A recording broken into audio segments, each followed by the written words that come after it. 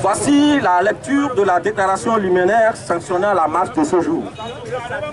Il y a bientôt 9 jours que les auditeurs et téléspectateurs des chaînes LCF, City FM du groupe Sud Média ont vu leur droit à l'information restreint dans une confusion totale. Depuis lors, plusieurs organisations de la société civile, de presse et des partis politiques ont unanimement condamné l'action unitaire et arbitraire du président de la RAC et ont condamné la réouverture et ont demandé la réouverture sans condition des deux organes. Les organisations ci-après, la LCT, la LTDH, la LTDE, le MCEP, la RJDP, l'UJRA, le TJP, le mouvement Noubouété, la SVITO, la SPBT, le REJAD, le mouvement Martin Luther King, l'UGDEB ont animé un point de presse le 7 février 2017 au cours duquel elles ont demandé la réouverture pure et simple de ces deux organes.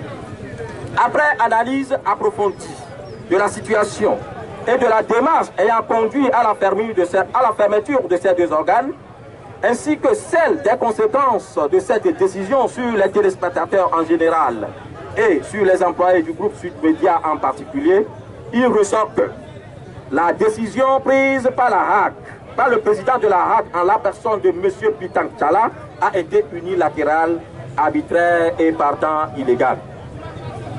L'acte posé constitue une restriction de la liberté de presse et des espaces d'expression, un des droits acquis depuis des luttes sociales des années 1990. La sanction dont est victime le groupe Sud Média devrait tenir compte de l'esprit et de la lettre de l'article 66 de la loi organique qui dispose: la haute autorité ne peut être saisie des faits remontant à plus de 3 ans s'il n'a été fait aucun acte tendant à leur recherche, à leur constatation ou à leur sanction. Or, les deux organes incriminés ont commencé à émettre depuis 2007 et c'est en 2012 que les premières interpellations ont débuté.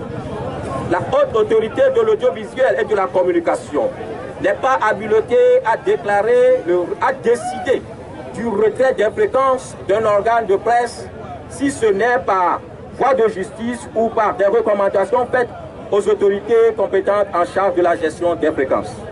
Eu égard à ce qui précède, les organisateurs de la société civile,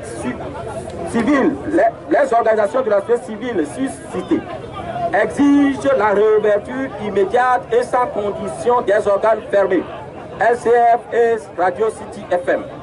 Elles dénoncent avec la plus grande fermeté le silence coupable de l'ARTP qui peine d'ailleurs à bien en encadrer les sociétés de communication de la place.